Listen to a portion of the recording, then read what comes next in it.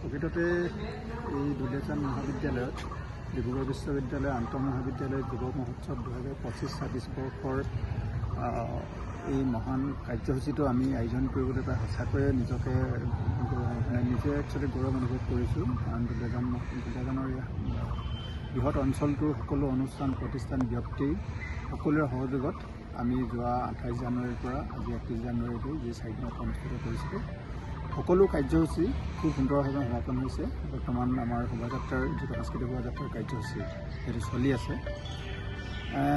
আমি মহাবিদ্যালয় পৰিয়াল সঁচাকৈ সমৃদ্ধ হ'লোঁ। এটা খুব সুন্দৰ পৰিৱেশ এই দুলীয়াজান মহাবিদ্যালয়ৰ এই যে আমি জুবিন গাৰ্গ সমন্বয় ক্ষেত্ৰ আমি নামাকৰণ কৰি আমি অনুষ্ঠিত কৰিছিলোঁ। কেৱল এই ক্ষেত্ৰখনকেই নহয়, দুলীয়াজানৰ এই বৃহত্তৰ অঞ্চলটোকে এটা সাংস্কৃতিকময় পৰিৱেশ গঢ়ি তুলিলে। সকলোবিলাক কাৰ্যসূচী খুব সুন্দৰভাৱে সমাপন হ'ল। 63খন মহাবিদ্যালয় ডিব্ৰুগড় বিশ্ববিদ্যালয়ৰ অন্তৰ্গত 63খন মহাবিদ্যালয়ে এই যুৱ মহোৎসৱত অংশগ্ৰহণ কৰিলে। আৰু আজি সাংস্কৃতিক শোভাযাত্ৰাত 31খন মহাবিদ্যালয়ৰ সাংস্কৃতিক দলে তেওঁলোকৰ বিভিন্ন ধৰণৰ থিমৰ জৰিয়তে বিষয়বিলাকক লৈ তেওঁলোকে এই সাংস্কৃতিক শোভাযাত্ৰা অংশগ্ৰহণ কৰিছে। এটা অপূৰ্ব এটা পৰিৱেশ সৃষ্টি হোৱাৰ এটা পৰিৱেশ আমি ইয়াত দেখিলোঁ দুলীয়াজান মহাবিদ্যালয়ত। আৰু আমি আয়োজন কৰাৰ ক্ষেত্ৰত আমি পুনৰ কৈছোঁ, আমি সকলোৰে সহযোগিতাৰে এই আয়োজন কৰিছিলোঁ আৰু সকলোৰে খুব সুন্দৰ সহযোগত আমি সুন্দৰভাৱে অনুষ্ঠিত কৰিব পাৰিলোঁ। আমি মূল ক্ষেত্ৰখনক জুবিন গাৰ্গ সমন্বয় ক্ষেত্ৰ নামকৰণ কৰিছিলোঁ, ইতিমধ্যে কৈছোঁৱেই। বাকী মঞ্চবিলাকো সেইধৰণে আমি বিশিষ্ট ব্যক্তিসকলৰ ব্যক্তিসকলৰ নামত আমি নামাকৰণ কৰিছিলোঁ। বীৰেন চুতীয়া সোঁৱৰণী মঞ্চ, তাৰপিছত এই দীপক গগৈ সোঁৱৰণী মঞ্চ, জ্যোতিপ্ৰসাদ চুতীয়া সোঁৱৰণী মঞ্চ, কেবি কানগৰ সোঁৱৰণী মঞ্চ আৰু অজিত বৰগোহাঁই সোঁৱৰণী মঞ্চ।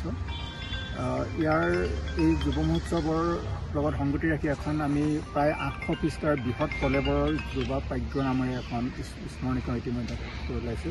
যথেষ্ট এখন তথ্যগধুৰ এখন স্মৃতিগ্ৰন্থ হিচাপে নিশ্চয় এখনে ভৱিষ্যতৰ দিনত আমাৰ সমাজত সেইটো স্থান পাব বুলি অন্তত আমি আশা কৰিছোঁ।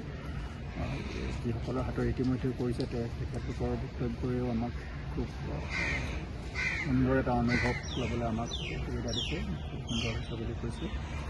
লগতে এই যি 4 দিনীয়া কাৰ্যসূচী আছিলে, আমি প্ৰত্যেক দিনাখনেই এখন নিউজ লেটাৰ আমি উলিয়াইছিলোঁ সন্ধিয়ালৈ যুৱাংগন নামেৰে। গতিকে বিগত 4টা দিনত খুব সুন্দৰকৈ এখনকৈ যুৱাংগন ওলাইছিলে। আজিও হয়তো নিশ্চয় এখন ওলাব। গতিকে তেনেধৰণে আমি মহাবিদ্যালয়খনে অকণমান অনন্য ধৰণে এই অনুষ্ঠানটো পাতিবলৈ চেষ্টা কৰিছিলোঁ আৰু কিছু হ'লেও হয়তো আমি সফল হৈছোঁ, সেইখিনি ৰাইজে বিচাৰ কৰিব। আৰু যিসকল অংশগ্ৰহণকাৰী ছাত্ৰ ছাত্ৰী বিভিন্ন মহাবিদ্যালয়ৰ পৰা আহিছে, তেওঁলোকৰ প্ৰতিভাসমূহ কিন্তু সঁচাকৈয়ে মানিব লাগিব। মই প্ৰায় সংখ্যক বিশিষ্ট যিসকল আমাৰ বিচাৰক আহিছিল, বিচাৰকসকলৰ সান্নিধ্য লাভ কৰিলোঁ, তেখেতলোকৰ বক্তব্য শুনিবলৈ সক্ষম হ'লোঁ, তেখেতলোকৰ মন্তব্যসমূহ পালোঁ।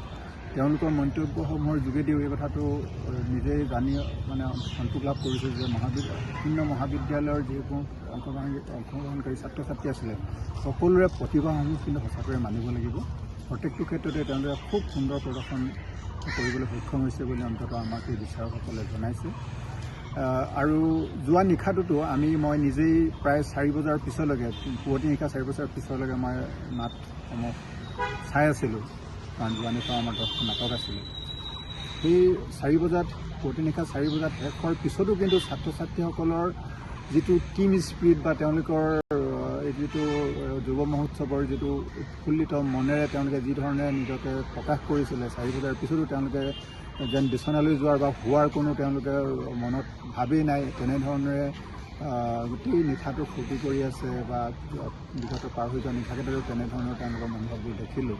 সঁচাকৈ এনেধৰণৰ যিবিলাক যুৱক যুৱতী আছে অসমৰ মহাবিদ্যালয়সমূহত, তেওঁলোকে ভৱিষ্যতৰ দিনত আমাৰ সমাজখনক, অসমীয়া সমাজখনক, অসমখনক খুব সুন্দৰভাৱে সকলো দিশতে, সাংস্কৃতিক দিশত, কলা সংস্কৃতি, খেল বা অন্যান্য সকলো দিশতে যে খুব সুন্দৰভাৱে আগবঢ়াই নিব পাৰিব, অন্ততঃ সেই কথাটো মনত এটা দৃঢ় ধাৰণা ল'বলৈ আমি সক্ষম হৈছোঁ।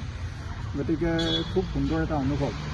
আমি মহাবিদ্যালয় পৰিয়ালৰ সকলোৱে যেতিয়াই কথা পাতোঁ বা আমি অনুভৱ কৰোঁ কথাখিনি আমি মানে নিজৰ মাজতে আলোচনা কৰোঁ, আমি সঁচাকৈয়ে মানে খুব এটা সুন্দৰ যে আমি এটা পৰিৱেশ ইয়াত সৃষ্টি হ'ল সেই কথাটো আমি নিজে অনুভৱ কৰিছোঁ। আশা কৰোঁ ভৱিষ্যতৰ দিনতো আমাৰ ছাত্ৰ ছাত্ৰীসকল উঠি অহা প্ৰজন্ম এনেদৰে আগবাঢ়ি যাবলৈ সক্ষম হ'ব।